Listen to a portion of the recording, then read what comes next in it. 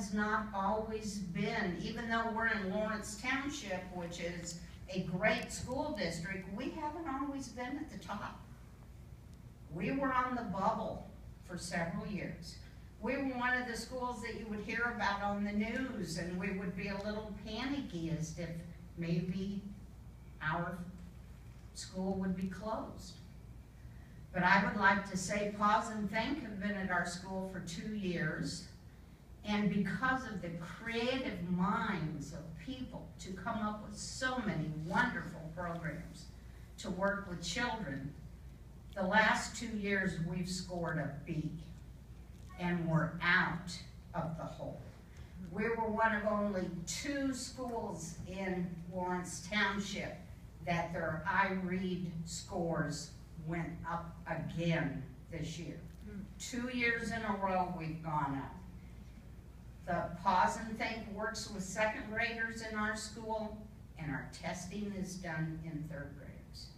I know that it's because of all the creative programs, and in my mind, Pause and Think is just about as exciting as you can get. The hardest part of the day is I have children come up to me and say, Miss Polly, will you pick me to go read with the dogs? And I have to explain to them that I really don't get to pick the special children that get to come. And I keep saying, maybe next year you'll get to be on the list, because we're getting ready to expand our library. We're going to have more room, so I'm hoping maybe we can bring in more puppies, because I call them the puppies to the kids. It's very interesting to watch the way the dogs react to the children. They change as different kids come in and out of the rooms. If it's a very quiet inner child, the dogs lay very quietly. We have one little girl that's a little feisty and a little more active, and Puppy perks right up and is ready to go. And I love seeing the way they react with the children. My special time that I noticed one time, and it was Mater, the child did not show up that was supposed to read. Well, they had to get a book off of the shelf, and she had to sit and read to him because it was time to read. We couldn't help that there wasn't a child there. So I really, from the bottom of my heart, want to thank the program. And I feel so lucky that Crestview gets to have you come and share your skills with us and help our children exceed and do wonderful things. Thank you.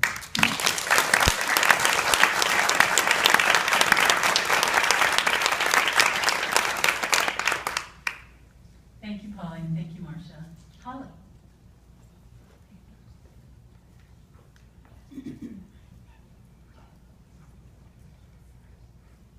I am Holly. I have a lot to say that's similar to Polly. I'm the librarian at the Carmel Public Library, and I'm probably going to get teary-eyed because I love this program so much. I first heard about Pausing to Read. I remember sitting on a bench in front of our library with Gail when she told me all about it, and I was like, oh my gosh, yes, combining my love of reading with dogs, heck yeah.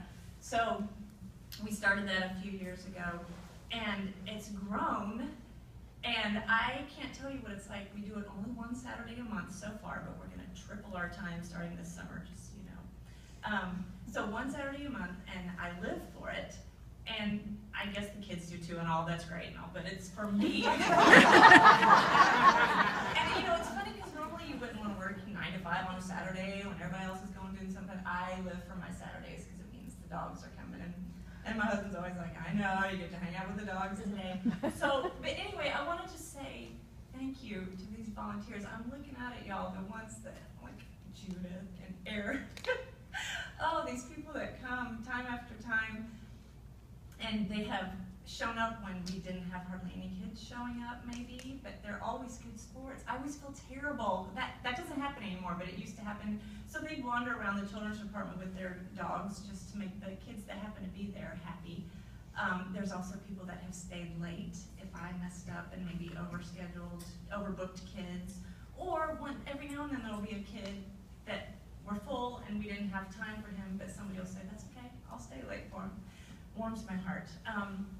There was also one time, Marianne and Shelby. Is Marianne here? I don't think she's here. I got a call.